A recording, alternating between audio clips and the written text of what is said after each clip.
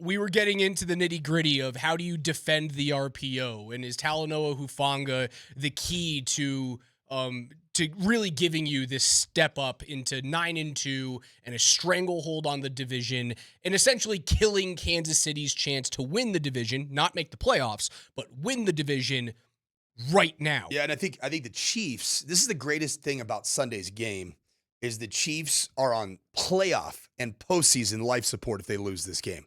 Which means you're getting the best version of the Chiefs. Like, this is the litmus test of all litmus tests.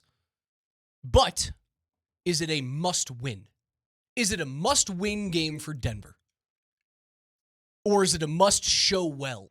Must-show-well. I think it's a must-show-well. And it's because of this very loud and growing conversation about Bo Nix and the offense and ineptitude.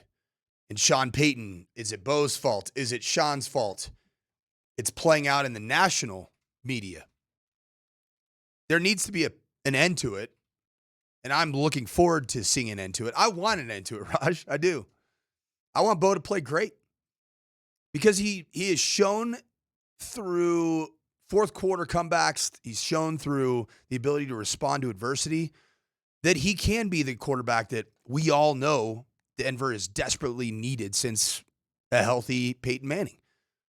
But frankly, there are times it looks a lot like what you've seen for the last 9 years in fits and starts. It feels more dynamic, though. I don't know why it feels different because it looks the same. Like, there's many games that you saw out of Case Keenum and Teddy Bridgewater and Trevor Siemian that looked like 10-7 against the Raiders last week. There are. Don't get me wrong, but for some reason, it feels different and more dynamic, and it always feels as though the top could be blown off. It never felt that way with Bridgewater and Siemian and Wilson. Honestly, Keenum, any of those quarterbacks never felt like there's a potential for greatness. For some reason right now with Bo, and maybe it's because he got the Broncos to the playoffs last year.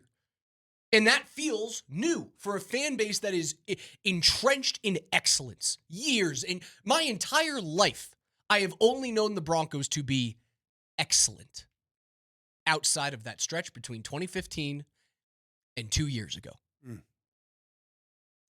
Maybe that's the reason why I think it feels different from all of those years of quarterback nonsense. It feels different because there's proof of concept both in year one as the rookie that was drafted sixth of the quarterbacks taken in that draft class and ultimately ended up performing clearly as number 2 out of 6 in his rookie year, correct?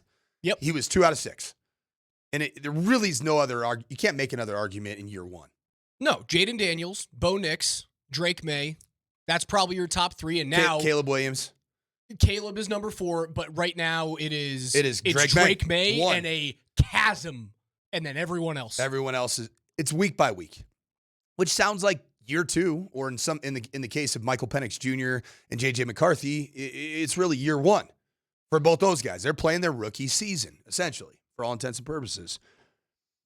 The other reason I think it feels different is because Bo Nix has hit the marker, the benchmark, if you will, of can you win a game in the fourth quarter against a really good team on the road? Yes. And he did it. I would argue he did it twice.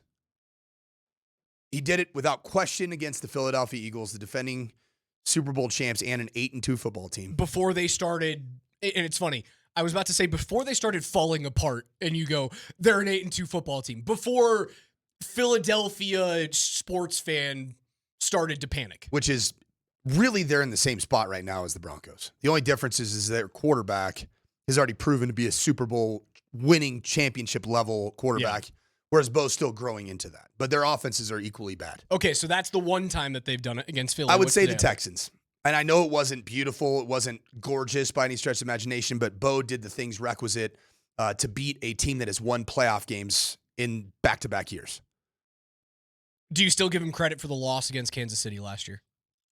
No, because you can't give him the silver lining. I mean, you can't ignore the fact that he played like that, and he played just really didn't clean. Get the result.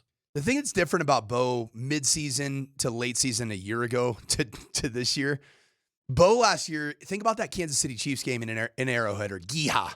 Yeehaw! Back to that again. Yeehaw! There it is. Bo played clean. It wasn't unbelievable. It wasn't dynamic. It wasn't a roller coaster ride. It was just clean. Sean called clean. Bo played clean.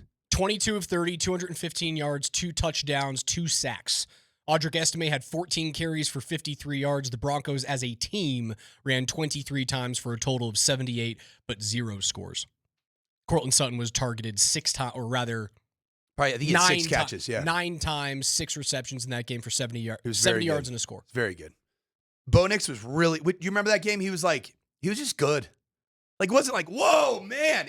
The asterisk next to it was in Kansas City against a team that was undefeated 8-0 at the time. But it was just good. It was clean. It was good. It was rhythmic. It looked like a player that was coming into his own. How often in 2025 have we just seen good? Like, this is good. It's either been, oh my, or let's go, man. This is our freaking franchise quarterback. This is Elway. It's Manning incarnate in the fourth quarter. But there hasn't just been, like, I'm desperately in need of some good. I don't even want great. If you just get good, and I'm talking good out of both Bo and Sean and the offense, you're going to win this game. So my key to victory is you got to play good. It's a really good key. There you go. Play good offense. Play good. Just play good. Be good, and you'll be good. Okay, so this is a little, I digress. Do you remember college football head coach Walt Harris? He was the head coach of the Pitt Panthers. Larry Fitzgerald was one of his players at Pitt. Then he ended up becoming the head coach at Stanford. He was known by Stanford players because he preceded Jim Harbaugh as the head football coach at Stanford for saying stupid things at all times. And Stanford kids happen to be really intelligent and they have great grammar. And so he would build this thing up. And this is why I'm bringing this up. This is Walt Harris, circa 2006. Hey guys, you want to know how we win this game? You want to know how the key to this game right here, man, as he had a list too, is you got to play good. We got to play good. And the Stanford guy's like, boy, is that brilliant. Groundbreaking. And you know what the record they had that year? Yeah, it was 1-11.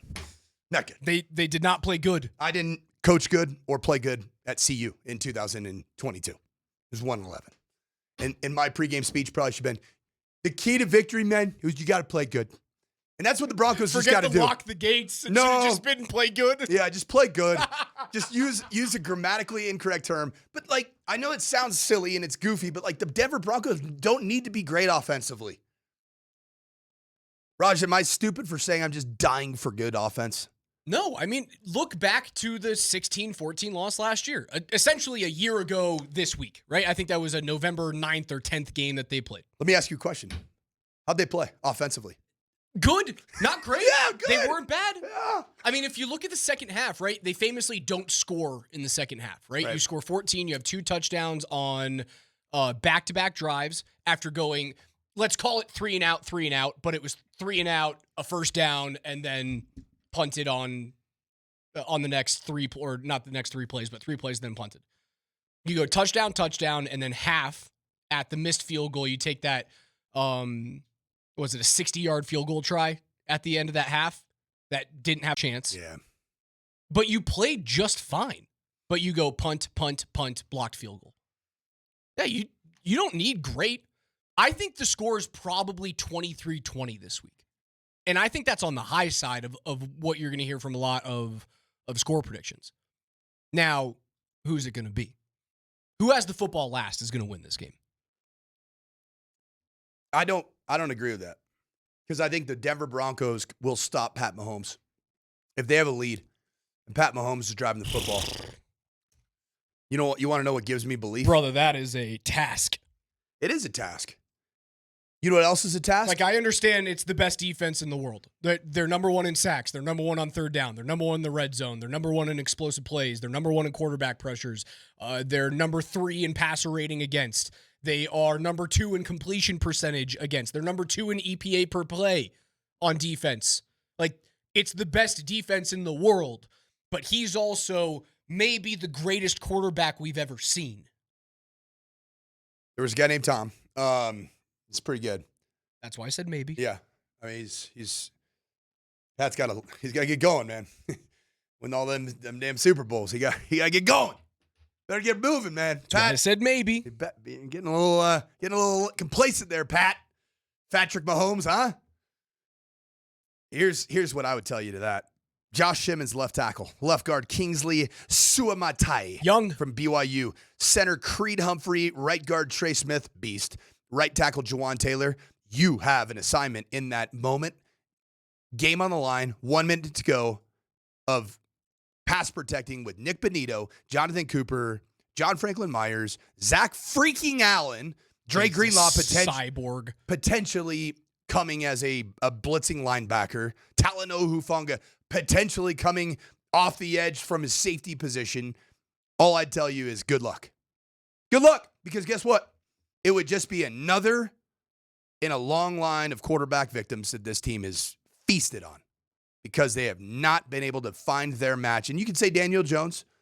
The pressure rate from Daniel Jones was unfreaking believable. He played otherworldly. And that's going to happen. You tip the cap. Outside of Jalen Hurts, who's the best quarterback they've faced this year? Daniel Jones. Daniel Jones is playing Okay. MVP caliber football. He's not going to win it. MVP? I'm just saying he's Jonathan Taylor's the MVP on that team. No, I agree. But if you look at Daniel Jones having a very good football season. Justin freaking Herbert is having a very good football season. You didn't beat him. You saw him. The QBs that you've faced this year are rookie Cam Ward. Terrible. And a terrible Tennessee outfit. Daniel Jones, I'll give you that. He's good. He's good. Justin Herbert, good, borderline great. He's just super talented. Uber talented. What he does in the postseason, obviously that story hasn't been fully written yet in his career. Jake Browning. Awful. I'm no longer playing. Jalen Hurts. I mean, Super Bowl champ. You can say Super great. Bowl starting quarterback. You can say great. That's fine. Jalen Hurts deserves in his great. own way. In his own way. His looks passing different, metrics but suck, but so you can say great about him. I am on board. He is a winner, and at some point, winning matters if you win enough. Who was the quarterback for New York? Was it Justin Fields? Justin Fields, dog butt. Yeah, booty. Jackson Dart, who you knocked out of the game, was playing okay. Exciting, but he's not good. No, he's a rookie. He's a rookie. He's an experience. Dak Prescott, really good. Good. I mean, big numbers. Regular season, great. Big numbers. CJ Stroud. You knocked him out of the game. I mean, he's not playing great. Less than good. Yeah. I can't give him good. Rookie of the year that's had a sophomore slump and then a junior hangover coming off of a sophomore bender. He still can't get over it. And then a 10-7 win over Geno Smith and the Raiders. Not good. But you know what that also proves? It's largely a staff of kind of crappy quarterbacks that you've beat. Well, you've also, if you look at your 8 victories, the combined win-loss record of the teams that you've defeated is not good. And especially if you take out, which you can't, but the Philadelphia Eagles are the one team that even kind of throws that outside. The other 7 victories are against teams that are essentially averaging 3 wins. They've beat 3-7 football teams. I'm not saying this to go, the Broncos are frauds. That is not why I'm saying this. What I'm saying is, if the argument is they have killed largely every quarterback they've played this year, I go, who's the dude that's Mahomes-esque that you've played? The only one is really Justin Mahomes Herbert. is one of one because of what he's achieved. He's one of one in the current National Football League because of what he's been able to achieve in the postseason. Really, the only other guy that even has a remote claim to it would be, gosh, I'm trying to. It would probably be Jalen Hurts. Who else has performed well in a postseason to win a title for their team that's currently playing in the National Football League? Joe Burrow didn't win a title, right? Nope. Got to it. I mean, Brock Purdy, he's gotten to it. He never wins it. Who else? Is there anybody else that you can say that is in the Mahomes era and still currently playing? No. Who did Burrow lose to? Burrow lost to Stafford. Stafford and the Rams. Stafford. You know what? Stafford. There you go. Yep, There's the other guy, Stafford. And I knew there was a guy. Talk about an MVP candidate this year. I knew there was a guy. That is Matt Stafford. Yeah, I knew there was a guy. That's a guy. Yeah, there's two. Yep. And There's then can't really throw Goff in there, right? No. Because he hasn't done in the postseason. Stafford has. Stafford's doing it right now. So, yeah, I know that the best indicator of future events is past results. And yeah, the Denver Broncos haven't officially taken down the witch in Patrick Mahomes. I fully believe this is the week. I do. Because his defense is that dang good.